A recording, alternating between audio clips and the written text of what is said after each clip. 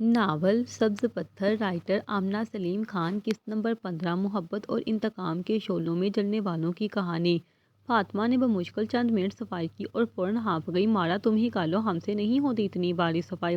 وہ صوفے پر گر سی گئی اور تھکے ہوئے انداز میں ٹانگیں سیدھی کر کے لیٹ گئی۔ جب کر لو بتا دینا، اس نے دوپٹہ منہ پر ڈال لیا۔ سونے بھی نہیں دیتے سکون سے، صبح بھی مورے نے جلدی اٹھا دیا تھا۔ تھوڑی دیر بعد صحن میں مورے کی آواز گونجی، گلائی ارے بیٹا ادھر آؤ جلدی۔ گلائی چونک کر بولی، بی بی جی مورے بلا رہی ہیں، میں بات سن کر آتی ہوں، جلدی جائیں، بات سن کر جلدی واپس آ جانا۔ فاطمہ نے دوپٹہ پھر سے منہ تک کھینچ لیا اور منہ میں ہی بڑبڑائی، یا اللہ ایک پل آرام نہیں۔ حویلی کی لمبی راہداری میں ہلکی سی دھوپ پھسلتی چلی آ رہی تھی۔ علی ایان کے ساتھ گیسٹ روم کی طرف بڑھ رہا تھا۔ راستے میں اچانک ایان کا فون بجا، اس نے ہلکے سے ہاتھ اٹھایا۔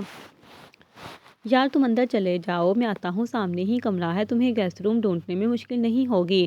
ایان کے لہجے میں ایسی آسانی تھی جیسے واقعی اسے لگ رہا ہو کہ صفائی کب کی مکمل ہو چکی ہوگی۔ ویسے بھی علی اس کا قریبی دوست تھا، اسے اندر بھیجتے ہوئے ایان کو کوئی ہچکچاہٹ محسوس نہ ہوئی۔ علی دروازہ کھول کر اندر آیا تو کمرے کی خاموشی میں صوفے پر کوئی لپٹی سی ہستی نظر آئی۔ فاطمہ جس نے دوپٹہ منہ پر دے کر خود کو چھپایا ہوا تھا، قدموں کی آہٹ پر وہ جلدی سے بڑبڑائی، آ گئی ہوں گلائی، چلو جلدی جلدی ساری صفائی کر لو۔ علی ایک دم ساکت ہوا، پھر گلا صاف کیا۔ فاطمہ نے منہ ڈھانپتے ہوئے ہی کہا، ارے گلائی آج تمہاری آواز اتنی مردانہ کیوں لگ رہی ہے؟ علی نے بے اختیار آسمان کی اور دیکھا۔ یا اللہ یہ کیا لڑکی ہے، میں گلائی نہیں گلالہ ہوں، علی نے بے اختیار مسکراتے ہوئے کہا۔ اسی لمحے فاطمہ نے دوپٹہ ہٹایا، آنکھیں پھیل گئی جیسے سامنے کوئی جن کھڑا ہو۔ اوئے خانہ خرابہ، تم کون ہو اور یہاں کیسے آئے؟ وہ فوراً پھر دوپٹہ منہ پر رکھ لیتی ہے جیسے اپنی شناخت واپس چادر کے اندر چھپا دے۔ مہمانوں سے ایسے بات کرتے ہیں؟ علی نے حیرت زدہ لہجے میں کہا۔ فاطمہ کی سانس پھولی ہوئی تھی، تم ایان بھائی کے مہمان ہو؟ ہاں، علی نے ہاں میں سر ہلایا۔ فاطمہ پریشانی سے ہاتھ ملنے لگی۔ گلالہ کے منہ والے تمہاری وجہ سے مجھے ایک ہفتے کے لیے حویلی نکال دیں گے، تم نے مجھے دیکھ لیا ہے نا؟ علی نے کندھے اچکائے۔ دیکھ لیا ہے مگر کسی کو نہیں بتا، پھر سزا کس بات کی؟ فاطمہ 2 لمحے کھڑی سوچتی رہی، پھر معصومیت سے بولی، ہاں یہ تو میں نے سوچا ہی نہیں تھا، میرے خیال سے آپ کو اب یہاں سے چلے جانا چاہیے، ایان آنے والا ہوگا، اس نے آپ کو یہاں دیکھ لیا تو سچ میں سزا مل جائے گی۔ علی نے سنجیدہ انداز میں کہا، ہاں جاتی ہوں۔ فاطمہ نے جلدی سے صفائی والا کپڑا پکڑا اور ایسے دوڑی جیسے اس کے پیچھے کوئی خونخوار جانور لگا ہو، صرف دوپٹہ پیچھے لہراتا رہ گیا۔ تھوڑی دیر بعد ایان اندر آتے ہی مسکرا کر بولا، کیسا لگا ہمارا مہمان خانہ؟ انتہائی خوبصورت، علی نے صوفے پر بیٹھتے ہوئے کہا۔ سب سے پہلے مجھے میری بھابھی اور بھانجے سے ملنا ہے، علی نے پرجوش انداز میں کہا، میں بلا کر لاتا ہوں۔ کچھ لمحوں بعد دروازے کی اور سے علیزے نمودار ہوئی، احان کو اپنی گود میں پکڑا تھا، بڑی سی پٹھانی چادر میں لپٹی ہوئی جس پر شیشوں کی ہلکی چمک روشنی کو چھو کر چمک رہی تھی۔ اس نے خود کو اتنی کلائی سے ڈھانپا تھا کہ بس چھوٹا سا چہرہ نظر آ رہا تھا۔ ایان نے احان کو علی کی جانب بڑھایا۔ علیزے نے دروازے کے پاس رک کر ہلکی سی مسکراہٹ کے ساتھ سلام کیا، السلام علیکم علی بھائی۔ کمرے کی فضا میں ایک لمحے کو نرمی سی اتری۔ علی نے بھی ہنستے ہوئے جواب دیا، وعلیکم السلام بھابھی، تو وہ آپ ہیں جس نے اس شیر کے منہ میں ہاتھ ڈالا تھا، علی نے شرارتی انداز میں کہا۔ علیزے نے اپنے ہاتھ کو شوخی سے جھٹکا جیسے اب بھی تکلیف ہو۔ ارے بھائی 3 دن تک میرے ہاتھ میں درد رہا تھا آپ کے اس پتھر جیسے دوست کو تھپڑ مارنے کے بعد، واقعی ہی پتھر ہے آپ کا دوست، علیزے نے ایان کی طرف دیکھتے ہوئے کہا۔ آپ نے تو کمال کر دیا، اس پتھر کو بھی پگھلا دیا، علیزے نے ہلکا سا شرماتے ہوئے نظریں چرائی۔ بس بس میں انسان ہوں، کوئی پتھر وتھر نہیں، ایان نے منہ بناتے ہوئے کہا۔ مجھے تو نہیں لگتا، وہ دھیمے لہجے میں مسکرا کر بولی، بھابھی آپ کو پتہ ہے اس کو کوئی لڑکی پسند ہی نہیں آ رہی تھی، کہتا تھا شادی نہیں کروں گا، ساری زندگی اکیلا رہوں گا، اور آپ سے 4 تھپڑ کھا کے بیٹھا ہے اب۔ علی سنجیدہ انداز میں اپنی بات کر رہا تھا۔ علیزے ایان کی طرف ہی دیکھ رہی تھی اور ایان علی کی طرف جو اس کے باری باری ماضی کے پول کھول رہا تھا۔ اچانک روحان رونے لگا تو ایان نے اس کو اٹھا لیا، میرا شہزادہ جاؤ بابا کے پاس۔ احان ایان کے پاس جا کر بھی چپ نہ ہوا تو ایان نے اسے علیزے کو پکڑا دیا۔ علیزے ایک لمحے کو رکی، پھر دھیرے سے اٹھ کر احان کو لے کر وہاں سے باہر چلی گئی۔ بس ایسا ہی کہتا ہے سارا دن مجھے اٹھا کر گھومتے رہو، ایان نے ہنستے ہوئے کہا۔ علیزے کے جانے کے کچھ دیر بعد علی ہنس کر بولا، اس چھوٹی لڑکی سے 4 تھپڑ کھا کے بیٹھے ہو، شرم کرو کچھ۔ ایان نے علی کو گھور کر دیکھا، علی ابھی بھی ہنس رہا تھا جیسے اسے ایان کو چھیڑنے میں ہی لطف آ رہا ہو۔ مورے سے مل کر جب وہ واپس جانے لگا، حویلی میں شام اتر چکی تھی۔ آج میرو اور احمد نے حویلی آنا تھا، حویلی جیسے کسی خوشی کی منتظر ہو۔ میرو آتے ہی سیدھا مورے کے کمرے میں چلی گئی۔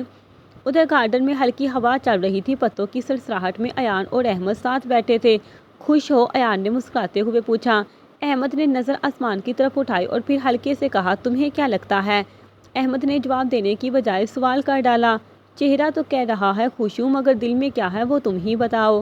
ایان کی نظریں اس کے چہرے کا جائزہ لیتی نرم پڑ گئیں۔ بتاؤ احمد، کیا ہے دل میں؟ احمد نے سانس بھری۔ میں نکاح سے پہلے ہی میرو سے محبت کرتا تھا۔ ایان ایک لمحہ چپ رہا۔ بتایا کیوں نہیں؟ اس نے چونک کر کہا۔ ڈرتا تھا۔ احمد کی آواز دھیمی تھی، ہماری دوستی خراب نہ ہو جائے۔ ایان نے کندھے پر ہاتھ رکھا۔ احمد، میرو بہت معصوم ہے، اسے ہمیشہ ایسے ہی رکھنا۔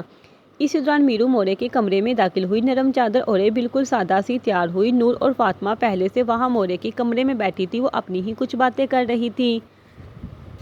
السلام علیکم نور، کیسی ہو؟ میرو نے پیار بھری آواز میں پوچھا۔ نور نے ہلکا سا مسکرا کر جواب دیا، اس کے بعد مسکراہٹ غائب ہو گئی۔ وعلیکم السلام، ٹھیک ہوں۔ میرو کو اب بھی ایان اور نور والے اصل واقعے کا کچھ علم نہیں تھا۔ اسے صرف نکاح کا پتہ تھا، لیکن وہ بھی ایسا جیسے کسی نے بس سرسری بتایا ہو۔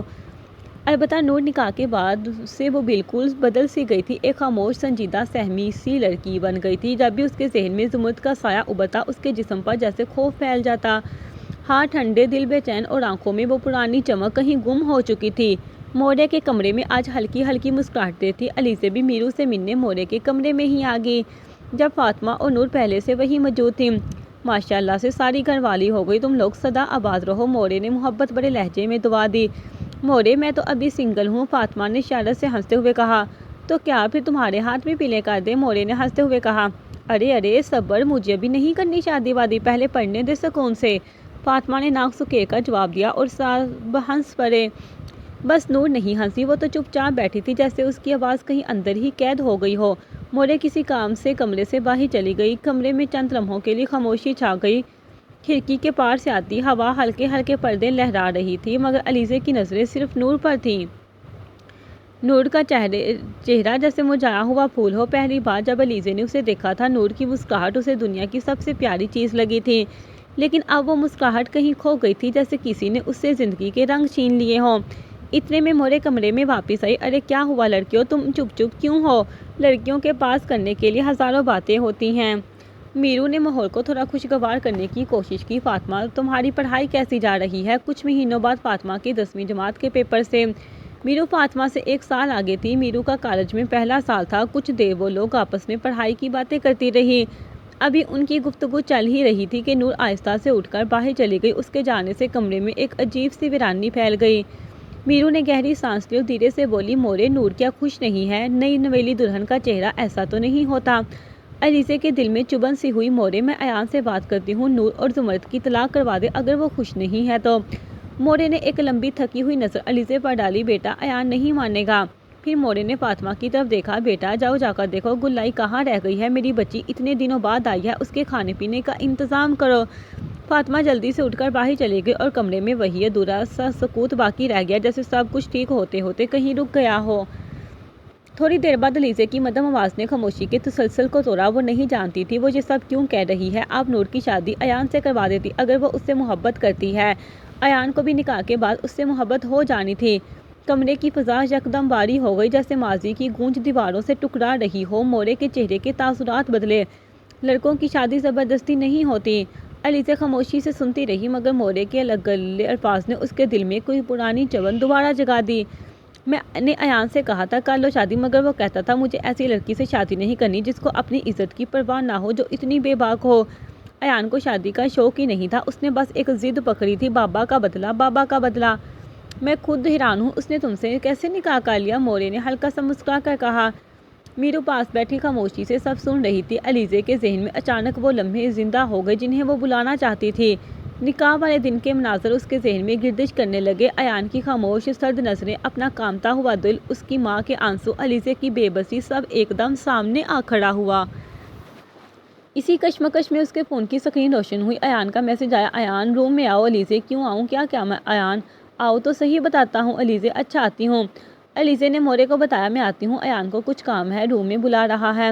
مورے نے سا ہلا دیا۔ اچھا بیٹا جاؤ۔ کمرے میں داخل ہوتے ہی ایان کی شارٹ بڑی آواز نے اس کا استقبال کیا۔ مجھے لگا تھا نہیں آؤ گی، بولو کیا کام ہے؟ علیزے نے نارمل انداز میں پوچھا۔ میرا سر دباؤ، تھوڑی شوہر کی خدمت کر کے ثواب کما لو۔ پھر ہلکی سی چہت میں بولا، گلا نہ دبا دوں تمہارا؟ علیزے نے ہنستے ہوئے کہا۔ ہر وقت لڑتی رہتی ہو، کبھی پیار سے بھی بات کر لیا کرو، ایان نے خفا خفا سے لہجے میں کہا۔ علیزہ بے اختیار مسکرا دی اور آہستہ سے بیڈ پر بیٹھ گئی۔ میں تو بس مذاق کر رہی تھی۔ چھوٹا سا ایان بیڈ پر اپنے کھلونوں میں مصروف تھا، دنیا سے بے خبر معصوم۔ ایان نے آہستہ سے سر علیزہ کی گود میں رکھ دیا۔ علیزہ کے نرم ہاتھ جب اس کے ماتھے پر رکھے تو ایان نے آنکھیں بند کر لی، کمرے میں جیسے ایک نرم سکون اتر آیا ہو۔ تمہارے ہاتھ میں جادو ہے، ایان نے مدھم لہجے میں کہا۔ کیا مطلب؟ علیزہ نے پوچھا۔ بہت سکون مل رہا ہے، علیزہ نے دھیرے سے کہا۔ سو جاؤ تھوڑی دیر۔ کچھ پل علیزہ ایسے ہی اس کا سر دباتی رہی۔ تھوڑی دیر بعد ایان واقعی ہی نیند کی وادیوں میں اتر گیا۔ اس کا سانس پرسکون چہرہ نرم اور دل جیسے پہلی بار مطمئن۔ علیزہ کی انگلیاں اس کے بالوں میں سلسل چلتی رہیں۔ پیار، شفقت اور خاموش محبت کی ایک لہر فضا میں پھیل گئی۔ وہ جھک کر اس کے ماتھے پر بہت نرمی سے بوسہ دیتی ہے اور پھر مدھم آواز میں مسکرا کر کہتی ہے، میرا ہینڈسم بندر۔ مورے کے کمرے میں اب صرف میرو رہ گئی تھی۔ کمرے کی مدھم روشنی میں مورے کی آواز جیسے ہوا میں لرز گئی۔ بچہ، میری بات پر پھر عمل کیا تھا؟ مورے نے تجسس سے پوچھا۔ میرو نے شرماتے ہوئے نظریں جھکا لی۔ ہلکی سی مسکراہٹ اس کے لبوں پر اتر آئی۔ جی مورے، میں آپ کی بات مانتے ہوئے اس دن بہت زیادہ تیار ہوئی تھی، پر احمد نے کہا تم مجھے سادگی میں زیادہ اچھی لگتی ہو۔ احمد مجھ سے بہت محبت کرتا ہے۔ وہ کہتا ہے وہ مجھے اور ہمارے رشتے کو تھوڑا وقت دے رہا ہے تاکہ میری پڑھائی پر کوئی اثر نہ ہو۔ مورے بھی سن کر خوش ہوئی۔ پڑھائی کے ساتھ ساتھ بچے سنبھالنا بہت مشکل ہو جاتا ہے۔ اس کے بعد دونوں ماں بیٹی خوب یہاں وہاں کی باتیں کرتی رہی۔ مورے کے کمرے سے اٹھ کر نور اپنے کمرے میں آئی تو دل پرسکون ہونے کی بجائے اور بوجھل سا ہو گیا۔ اسے میرو سے شاید جلن ہو رہی تھی، کیسے وہ اپنے شوہر کے ساتھ تیار ہو کر عزت کے ساتھ حویلی آئی ہے اور سب کو اس کی مہمان نوازی کرنے کی فکر پڑی ہے، اور وہ اس دن چوروں کی طرح چھپ کے حویلی میں داخل ہوئی تھی۔ یہاں تک کہ اس کی مہمان نوازی بھی نہیں کی گئی، نہ ہی اس کے شوہر کو حویلی بلا کر ایک داماد کی حیثیت سے عزت دی گئی۔ وہ جانتی تھی جب تک وہ خود اپنے شوہر کو اہمیت اور عزت نہیں دے گی، کوئی بھی اس کے شوہر کو اہمیت نہیں دے گا۔ اسے بہت زیادہ رونا آ رہا تھا۔ اس نے کانپتے ہاتھوں سے فون اٹھایا اور زرد کا نمبر ملایا۔ حویلی میں آئے ہوئے اسے 3 دن ہونے والے تھے، مگر ایک پل کو سکون نصیب نہ ہوا۔ کچھ ہی دیر میں فون اٹھا لیا گیا۔ جی، دوسری جانب سے زمرد کی آواز آئی، میں اپنے گھر واپس آنا چاہتی ہوں اب۔ نور کی آواز میں تھکن، درد اور ٹوٹے ہوئے حوصلے سب شامل تھے۔ اپنے گھر؟ زمرد چند لمحے خاموش رہا۔ تم نے میرے گھر کو اپنا گھر مان لیا؟ نور کے لب ہلے۔ مجبوری ہے؟ کیسی مجبوری؟ نور کے دل میں چھپا دکھ جیسے گلے میں آ کر اٹک گیا۔ تمہیں بتانا ضروری نہیں سمجھتی؟ اس نے دھیمی آواز میں کہا۔ اس کے لہجے میں وہی اکڑ اور رعب قائم تھا۔ زمرد نے ایک ٹھنڈی آہ بھری۔ اچھا، آپ کی مورے کا مجھے فون آیا تھا، کہتی نور کو طلاق دو۔ کیا تم بھی یہی چاہتی ہو؟ زمرد نے سنجیدہ انداز میں پوچھا۔ نور کے وجود میں جیسے بجلی دوڑ گئی۔ نہیں، مجھے طلاق نہیں چاہیے۔ اس کی آنکھوں سے بہتے آنسو اس کی آواز میں گھل گئے۔ آواز بھاری ہوتی گئی تھی، لرزتی ہوئی۔ آپ رو رہی ہیں؟ زمرد کی آواز نرم پڑ گئی۔ نہیں، میں کیوں روں گی؟ میں جانتا ہوں آپ رو رہی ہیں۔ کسی نے کچھ کہا ہے؟ نور خاموش رہی۔ اس کی خاموشی اس کا جواب تھی۔ مجھے پریشانی ہو رہی ہے نور، کچھ تو بولے۔ زمرد نے فکر مندی سے کہا۔ نور نے دھیرے سے کہا، حویلی آ سکتے ہو ابھی؟ زمرد نے حیرت سے پوچھا۔ ہاں ابھی، نور نے یہ کہتے ہوئے فون بند کر دیا۔ تھوڑی ہی دیر بعد زمرد حویلی پہنچ چکا تھا۔ اس نے حویلی کے گیٹ کے باہر اپنی موٹر سائیکل کھڑی کی۔ اس کے قدموں میں جلدی تھی، دل میں گھبراہٹ۔ وہ نور کے کمرے کی دہلیز پر پہنچا۔ اس نے دروازے کی ناب گھما کر دروازہ کھولا، پر اندر داخل نہیں ہوا، وہی دروازے کے پاس ہی کھڑا رہا۔ نور نے جیسے ہی اسے دیکھا، اس کے اندر جمع تمام عزیزیں، تمام خوف ایک لمحے میں آنسو کی شکل میں باہر نکلے۔ وہ بیڈ سے اٹھی اور بھاگتی ہوئی زمرد کی طرف لپکی، اس کے سینے سے جا لگی اور بے حد شدت سے رو پڑی۔ زمرد کا دل جیسے لرز گیا۔ اسے یقین نہ آیا کہ یہ سب حقیقت ہے۔ نور کا اس طرح اس کے گلے لگ کر پھوٹ پھوٹ کر رونا۔ پلیز مجھے طلاق مت دینا۔ نور کی آواز بھیگی ہوئی، ٹوٹی ہوئی تھی۔ زمرد نے فوراً اس کے گرد اپنے بازو مضبوطی سے لپیٹ لیے، جیسے پوری دنیا اسے بچا لینا چاہتی ہو۔ نور کے الفاظ یکدم باہر نکل آئے۔ مورے میری تم سے طلاق کروا کر میرے تایا کے بیٹے سے میں شادی کروانا چاہتی ہیں۔ وہ لوگ بالکل بھی اچھے نہیں ہیں۔ اس کا خوف، بے بسی اور ٹوٹی ہوئی سانسیں زمرد کے دل میں اترتی گئیں۔ وہ ہچکیوں کے ساتھ روتے ہوئے بول رہی تھی، اور زمرد کے لیے اس لمحے نور صرف ایک بیوی نہیں، ایک لرزتا ہوا دل تھی جسے سہارا دینا اس کی ذمہ داری بن چکی تھی۔ جب میں چھوٹی تھی تب اس نے میرے بازو پر گرم جلتی ہوئی سلاخ رکھتی تھی، جیسے میں کوئی انسان نہیں، بس کوئی چیز ہوں جس پر اس کی ملکیت ہو۔ بابا کی وفات کے بعد تو ظلم جیسے ہم لوگوں کا مقدر بن گیا تھا۔ ایک دن نانا جان ہم سے ملنے آئے تو منظر دیکھ کر ان کی سانسیں رک سی گئیں۔ دادی کسی بات پر مورے کو بے دردی سے مار رہی تھی۔ مورے کی چیخیں، اس کی آنکھوں سے بہتے آنسو، وہ لمحہ آج تک کانوں میں گونجتا ہے۔ میری مورے پہلے ایسی نہیں تھی۔ انہوں نے اپنے سسرال والوں کا بہت ظلم برداشت کیا ہے، اب وہ خود دادی جیسی ظالم عورت بن گئی ہیں۔ ان کو کوئی میری پرواہ نہیں ہے۔ بچپن میں جب بھی گرتی تھی یا کوئی غلطی کرتی تھی پیار سے سمجھانے کی بجائے ہمیشہ مارتی تھی۔ اگر غلطی فاطمہ یا میرو کی ہو تب بھی مجھے ہی ڈانٹتی تھی، کہتی تھی وہ بچیاں ہیں، تم تو بڑی ہونا۔ نانا جان نے ہمیں وہاں سے اپنے ساتھ حویلی لے آئے مگر میرا پیچھا اس انسان نے پھر بھی نہیں چھوڑا۔ وہ سکول آتا، گلی کے موڑ پر کھڑا رہتا، میری طرف سے ایسی نظروں سے دیکھتا کہ خوف میری ہڈیوں تک جا بیٹھتا۔ میں نے ڈر کر اسکول جانا چھوڑ دیا۔ مشکل 9 جماعتیں پڑھی۔ میں نے مورے کو بہت بار بتایا، وہ میری نہیں سنتی تھی۔ اس نے مجھے بہت ڈرایا تھا۔ میں چاہتی تھی کہ سب کچھ ایان کو بتا دوں مگر مورے مجھے روک دیتی تھی، کہتی تھی ایان کچھ نہیں کر سکتا۔ میں ایان سے شادی کرنا چاہتی تھی کیونکہ اس کی موجودگی میں مجھے پہلی بار لگا تھا کہ شاید میں بھی محفوظ رہ سکتی ہوں۔ مجھے بس ایک محافظ چاہیے تھا۔ وہ اکثر مختلف نمبر سے کال کر کے مجھے پریشان کرتا تھا۔ جب میری تم سے شادی ہوئی میں یہی سوچ کر تمہارے گھر چلی گئی کہ شاید کوئی ہے جو میرے لیے کھڑا ہو سکتا ہے۔ مورے نے بھی صرف یہی چاہا کہ میری شادی میرے تایا کے بیٹے سے ہو جائے کیونکہ ان کو جائیداد کا لالچ ہے۔ وہ شخص جو اپنی درندگی کے لیے پورے علاقے میں مشہور تھا۔ زمرد نے اپنے ہاتھ کی مٹھیاں سختی سے بند کی تھیں۔ وہ اس کے سینے سے لگی، اب سب دکھ اس کے سامنے کھول کر رکھ رہی تھی۔ اس کے دکھوں کا گواہ یہ کمرہ بھی تھا۔ اس کے کمرے کی ہوا بھی جیسے غمگین ہو گئی ہو۔ زمرد کو لگتا تھا اس کی زندگی بہت مشکل ہے، پر اسے اب احساس ہوا اس کی بیوی نے اس سے بھی زیادہ غم اپنی زندگی میں دیکھے۔ ہمارے بابا کی حویلی جو آج بھی تایا لوگوں کے قبضے میں ہے، ایان نے ہمت کر کے کیس بھی کیا مگر وہ لوگ رشوت دے کر کیس جیت گئے۔ مورے کی خواہش ہے کہ وہ حویلی واپس ان کو مل جائے مگر تایا نے شرط رکھی ہے، پہلے اپنی بیٹی یعنی میرا نکاح میرے بیٹے سے، وہ بیٹا جو انسان کم جنگلی زیادہ ہے۔ زمرد نے نور کی گال پر آیا آنسو صاف کیے اور آنکھوں میں دیکھا اور کہا، تم صرف زمرد کی ہو، اب رونا بند کرو۔ آج سے میں تمہاری حفاظت کروں گا اور جس نے تم پر ظلم کیا ہے میں اسے دیکھ لوں گا۔ اس کی آواز میں ایسا یقین تھا، ایسی طاقت تھی کہ نور کو یقین ہو گیا تھا یہی وہ شخص ہے جو اس کی حفاظت کر سکتا ہے۔ مجھے تمہارے ساتھ جانا ہے، یہاں سب لوگ مجھے عجیب نظروں سے دیکھتے ہیں، گھٹن ہوتی ہے مجھے۔ نور لرزتی ہوئی آواز میں بولی۔ زمرد نے فوراً کہا، ٹھیک ہے چلتے ہیں۔ عورت تو بس وفا، محبت اور عزت چاہتی ہے، جس شخص سے اسے یہ 2 چیزیں مل جائیں وہ وہیں کی ہو جاتی ہے۔ ہر عورت دولت پر نہیں مرتی، کچھ عورتیں دل کے سچے لمس کو پہچانتی ہیں۔ رسول اللہ صلی اللہ علیہ وآلہ وسلم نے فرمایا، عورت کو پسلی سے پیدا کیا گیا ہے، اس میں سب سے زیادہ ٹیڑھا حصہ اوپر کا ہوتا ہے۔ اگر تم اسے سیدھا کرنا چاہو گے تو توڑ بیٹھو گے اور اگر فائدہ اٹھانا چاہو گے تو اسی ٹیڑھے پن کے ساتھ اٹھاؤ۔ یہی عورت کی نزاکت، اس کی فطرت اور اس کی خوبصورتی ہے۔ اگلی صبح سورج نرم سنہری کرنوں کے ساتھ حویلی کے صحن میں اترا۔ ہلکی سی ٹھنڈک، چائے کی خوشبو اور گرم پراٹھوں کی مہک نے فضا کو خوشگوار بنا دیا۔ سب ایک ساتھ ناشتہ کر رہے تھے، مورے، پھپھو، فاطمہ، ایان، علیزے، احمد، میرو، نور اور زمرد بھی۔ ایان نے زمرد کو کل رات پھر سے حویلی روک لیا تھا۔ کھانے کی میز پر سب لوگ بیٹھے تھے، برتنوں کی ہلکی کھنک، ہنسی کی مدھم لہریں اور روایتی کھانے کی خوشبو پورے ماحول میں گھل رہی تھی۔ پھپھو کو زمرد کا سب کے ساتھ بیٹھ کر ناشتہ کرنا بالکل پسند نہیں آ رہا تھا۔ نور آج خوشگوار موڈ میں نظر آ رہی تھی، بالکل نئی نویلی دلہن کی طرح معمول سے ہٹ کر تیار بھی ہوئی تھی۔ علیزے نے چپکے سے ایان کی طرف دیکھا، دونوں آمنے سامنے بیٹھے تھے لیکن نظروں کا کھیل کسی کو محسوس نہیں ہو رہا تھا۔ سب ناشتہ کرنے میں مصروف تھے۔ علیزے نے آہستہ سے ایان کو آنکھ ماری تو ایان کے ہونٹوں میں مسکراہٹ چھپا کر ہاتھ کانوں تک لے جاتے اشارے سے توبہ توبہ کہا۔ آواز اتنی مدھم تھی، علیزے کا دل ایک لمحے کو دھڑک کر رہ گیا، جیسے اس ہلکی سی اشارت نے پوری محفل کا رنگ بدل دیا ہو۔ علیزے مسکرانے لگی۔ ولیمے میں 2 دن رہ گئے تھے، اس لیے حویلی کے ہر کونے مصروفیت رقص کرتی پھر رہی تھی۔ ولیمے کا انتظام حویلی کے گارڈن میں ہی تھا۔ سب ولیمہ کی تیاری کے متعلق باتیں کر رہے تھے۔ فاطمہ کو اسکول سے لیٹ ہو رہی تھی، وہ ناشتہ کر کے اپنے کمرے میں تیاری کرنے چلی گئی۔ ناشتے کے بعد سب اپنے اپنے کاموں میں مصروف ہو گئے۔ ایان صبح ہی ناشتے کے بعد شہر کے لیے نکل چکا تھا۔ ولیمے کی تیاری کے لیے اسے کچھ سامان خریدنے شہر جانا پڑا۔ وہ سارا انتظام خود سنبھال رہا تھا۔ گاڑی کے شیشے سے گزرتے مناظر دھندلے ہوتے جا رہے تھے کہ اچانک اسے کلی کی کال آ گئی۔ اس نے کال اٹھا کر اسپیکر پر فون لگایا۔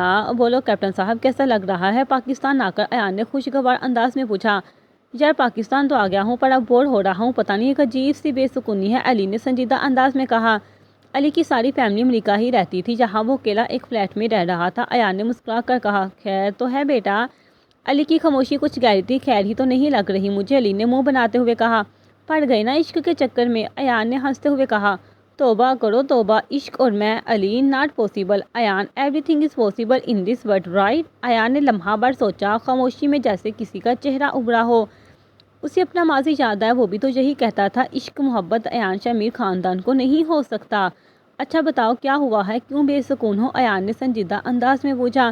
یار وہ میری ٹیم ممبر زوبی ہے نا؟ علی کچھ بولتے بولتے چپ ہوا، جیسے سوچ رہا ہو کیسے بات شروع کروں۔ ہاں کیا ہوا ہے اسے؟ ایان نے سنجیدہ انداز میں پوچھا۔ چائے کے کپ سے بھاپ نکل کر ہوا کا حصہ بن رہی تھی۔ علی اپنے فلیٹ کے کمرے میں کھڑکی کے پاس کرسی رکھ کر بیٹھا تھا۔ کھڑکی کے باہر سورج کی سنہری روشنی پھیلی ہوئی تھی۔ علی کرسی کے بازو پر کوہنی ٹکائے بیٹھا تھا، جیسے کسی بہت باری سوچ نے اس کے وجود کو تھام رکھا ہو۔ بتاؤ اب کیا سین ہے کیپٹن زوبیا کو کیا ہوا ہے؟ ایان نے تجسس سے پوچھا۔ علی نے گہرا سانس لیا۔ کیپٹن زوبیا علی کی ٹیم ممبر ہے جو بہت خوبصورت، قابل اور بہادر لڑکی ہے۔ علی فوراً سنجیدہ ہو کر بیٹھ گیا۔ زوبی نے مجھے پرپوز کیا ہے۔ علی ایک ساتھ پوری بات مکمل کر ڈالی۔ ایان کی آنکھیں حیرت سے مزید کھل گئیں۔ تمہیں؟ ہاں، علی نے جواب دیا۔ اب کی بار اس کے لہجے میں حیرانی کے ساتھ شرارت بھی شامل تھی۔ تو مسئلہ کیا ہے؟ اچھی تو ہے، سب سے بڑی بات تمہارے ساتھ کام کرتی ہے۔ ہاں کر دو۔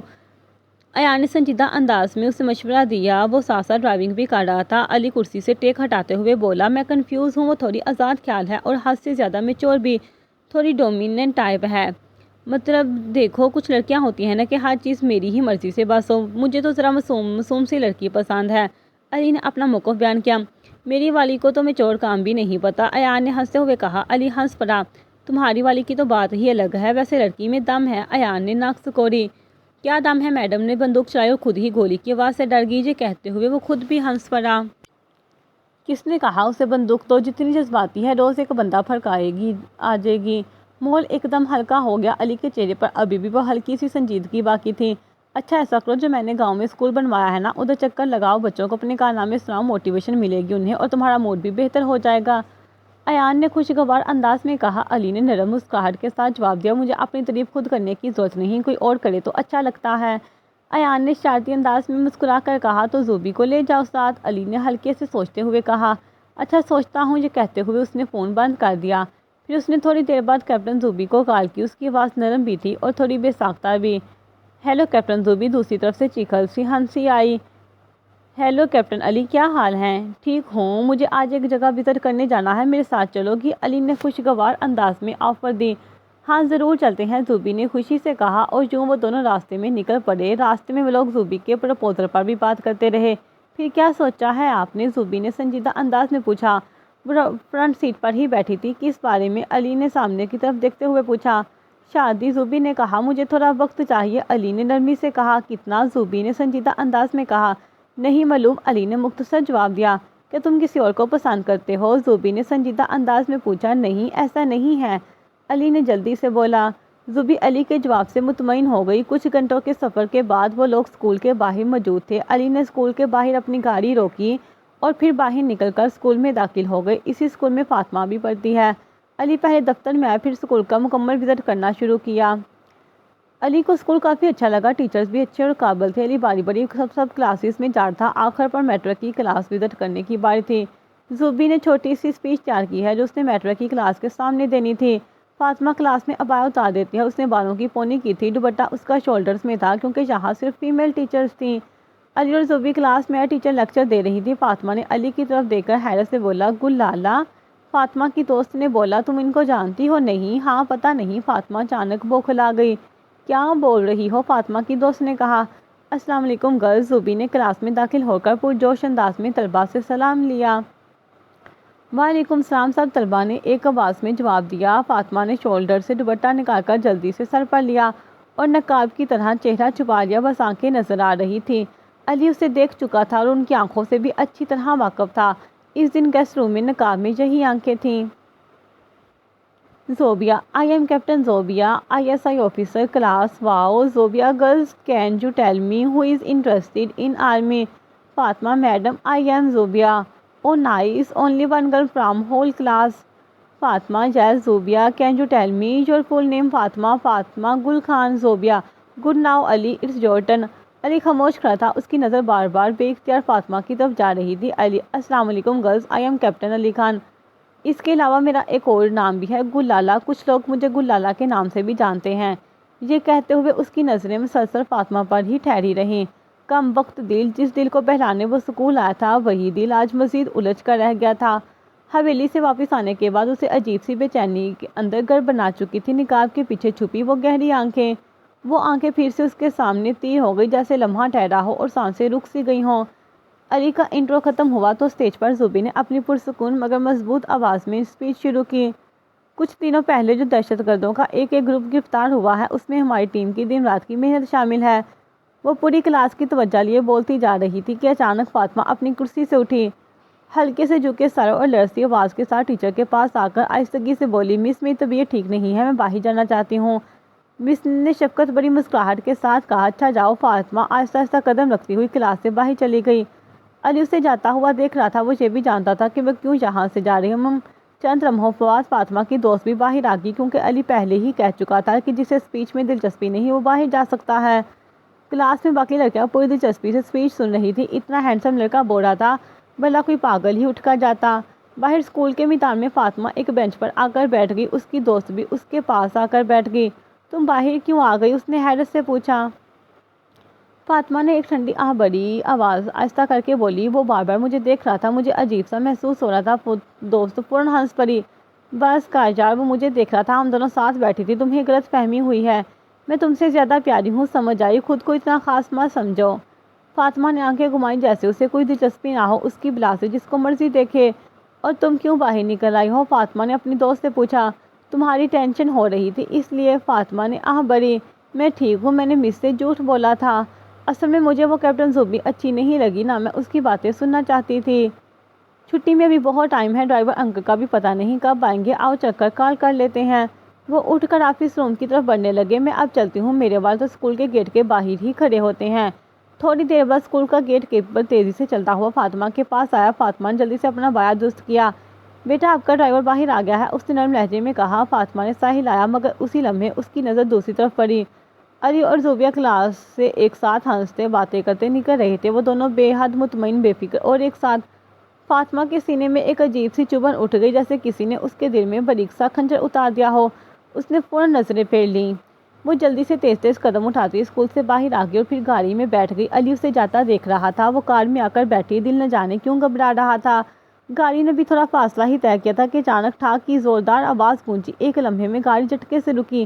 انکل کیا ہوا؟ فاطمہ کے دل میں انجانی سی لہر دوڑ گئی۔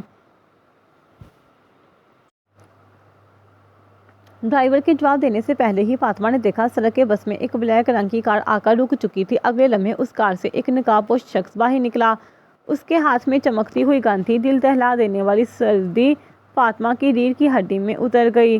نکلو باہر لڑکی، اس کی آواز میں غصہ، جنون اور انتقام ٹپک رہا تھا۔ نہیں نہیں، ہمیں جانے دے۔ فاطمہ کی آواز لرز گئی، مگر رحم اس شخص کے وجود میں کہیں تھا ہی نہیں۔ اچانک اس نے آگے بڑھ کر فاطمہ کے سر پر گن رکھ دی، ساری دنیا جیسے لمحے بھر کو رک گئی، گلے میں سانس اٹک گیا۔ وہ درندہ صرف انسان اس کو بازو سے کھینچ کر اسے زبردستی گاڑی سے باہر نکال چکا تھا۔ دوسری طرف ایک اور مسلح شخص ڈرائیور کے سر پر بندوق رکھ کر کھڑا تھا۔ جا کے اپنے ایان شمیر صاحب کو بتا دینا، یاسر واپس آ گیا اپنے بھائیوں کی موت کا بدلہ لینے، اس نے میرے تینوں بھائیوں کو مارا تھا، ایک میرے ماموزاد بھائی کو، اب اس کی باری ہے، اس کی حویلی کی عزت کو پورے گاؤں میں رلوا دوں گا۔ ڈرائیور کی آنکھیں خوف سے پھیل گئی، جیسے ہی اسے دھکا دیا گیا وہ لڑکھڑاتا ہوا جان بچا کر بھاگ گیا۔ بیٹھو گاڑی میں۔ فاطمہ نے ہچکچاہٹ دکھائی تو چٹاک ایک زوردار تھپڑ اس کے چہرے پر پڑا۔ آنکھوں سے آنسو چھلکنے کو تھے، مگر خوف نے سب کچھ اندر قید کر رکھا تھا۔ مجھے مجبور نہ کرو، ورنہ یہ ساری گولیاں تمہارے جسم میں اتار دوں گا۔ فاطمہ کانپتے ہاتھوں میں کار کے بیٹھ گئی، وہ دنیا جیسے دھندلا رہی تھی، سانس گھٹ رہا تھا، دل میں بے آواز چیخ رہا تھا۔ ادھر حویلی میں شام اتر رہی تھی، پر ایان کا فون مسلسل بند تھا۔ ڈرائیور نے حویلی پہنچ کر ہامتے باندھتے بات سنائی تو مورے کے قدم لڑکھڑا گئے، پورا گھر ایک ہی جملے میں جم کر رہ گیا، فاطمہ اغوا ہو گئی ہے۔ مورے کے ہاتھ کانپ رہے تھے، وہ بار بار ایان کو کال کر رہی تھی، مگر ہر کال بے سود جا رہی تھی۔ دل میں ایک عجیب سی گھبراہٹ، جیسے سینے پر کوئی بوجھ رکھ دیا ہو۔ اس کے ذہن میں ایک ہی خیال چکر گردش کر رہا تھا، کہیں ایان کو بھی ان لوگوں نے کچھ کر نہ دیا ہو۔ ہر گزرتا لمحہ اس کی پریشانی کو مزید بڑھا رہا تھا۔ ادھر پورے گاؤں میں طوفان مچا ہوا تھا، لوگ دروازوں پر کھڑے چامگوئیاں کر رہے تھے، جیسے کسی تیز ہوا نے خبر کو پورے گاؤں میں بکھیر دیا ہو، حویلی کی لڑکی کسی لڑکے کے ساتھ بھاگ گئی ہے۔ رات کے 10 بج چکے تھے، مگر ہوا میں بے چینی ابھی تک بھٹک رہی تھی۔ ایان آفس کے بڑے شیشے والے دروازے سے اندر داخل ہو رہا تھا، اسے اپنے آفس میں بھی کچھ کام تھا، پہلے وہ مارکیٹ گیا تھا، اسے ولیمے کے لیے جو جو سامان چاہیے تھا اس نے پہلے وہ سب خریدا، پھر وہ اپنے آفس آیا، آنکھیں موبائل کی سکرین پر جمی تھی، انگلیاں تیزی سے کچھ ٹائپ کر رہی تھی۔ اچانک آگے سے آنے والے شخص سے ٹکر ہو گئی، ایک جھٹکا سا لگا اور اس کا فون ہاتھ سے پھسل کر فرش پر جا گرا۔ ایک ٹھنڈی سی چین کی آواز کے ساتھ اس کی اسکرین چکنا چور ہو گئی۔ غلطی اس کی اپنی تھی، اس لیے اس نے کچھ کہے بغیر گہری سانس لی۔ وہ پہلے ہی میٹنگ کے لیے لیٹ ہو رہا تھا۔ میٹنگ ختم ہوتے ہی وہ سیدھا فون شاپ پر چلا گیا۔ نیا فون لیتے ہوئے وقت یوں گزرا جیسے ریت انگلیوں کے بیچ سے پھسلتی جا رہی ہو۔ اسی دوران گھر سے مسلسل کالز آ رہی تھی، مگر وہ نئی سم ڈالنے تک بھی کچھ نہیں سن سکا۔ گاڑی میں بیٹھ کر اس نے اپنے نئے فون میں سم ڈالی۔ جب اس نے آخر کار سم ڈالی، گھڑی نے 6 بجنے کا اشارہ دیا۔ حویلی تک پہنچنے میں ابھی 4 گھنٹے باقی تھے۔ سم فون میں ڈالتے ہی فون میں سے یکدم سے کالز کی نوٹیفیکیشن کی بھرمار ہونے لگی، جیسے ہر کال چیخ چیخ کر اس کا نام پکار رہی ہو۔ اس نے فوراً موڑے کو کال کی۔ موڑے کی آواز درز رہی تھی۔ اس نے پوری بات بتا دی۔ ایان کی آنکھوں میں خون اترا، جبڑا بھینچ گیا۔ ڈرپوک وہ سرد لہجے میں بولا، عورتوں پر وار کرنے والے مرد نہیں ہوتے۔ اس میں مجھ سے لڑنے کی ہمت نہیں تھی تو میری بہن کو لے گیا۔ غصے کی حدیں پھلانگتے ہوئے اس نے یاسر کے ایک ماموزاد بھائی کو فون کیا۔ اس کا نمبر پہلے ہی ایان کے پاس سیو تھا۔ دوسری طرف سے فون اٹھا لیا گیا۔ ایان جانتا تھا یہ کام یاسر کا کزن نہیں کر سکتا۔ وہ اکیلا رہ گیا تھا اور زیادہ طاقتور بھی نہیں تھا کہ ایان کا مقابلہ کر سکتا، اور وہ یاسر کے ساتھ مل کر بھی کچھ نہیں کر سکتا تھا، کیونکہ یاسر کے ایک ہی بھائی نے اپنے ماموں کے بیٹے کو مارا تھا۔ ایان نے یاسر کے کزن کو نمبر ملایا۔ کال اٹھتے ہی دوسری طرف سے زہریلا سا سکوت ٹوٹا۔ کیا چاہتے ہو؟ مجھے کیوں کال کی ہے؟ لہجہ سخت تھا۔ ایان کی آواز فولاد کی طرح سخت تھی۔ یاسر کا نمبر؟ چند لمحوں کی خاموشی، پھر کے لہجے میں نفرت پھیلی۔ تمہارا خواب ہے ایان، یاسر تمہاری بہن واپس نہیں کرے گا۔ سب سے بڑا مسئلہ یہ تھا، ایان نے یاسر کو دیکھا نہیں تھا۔ جاری ہے۔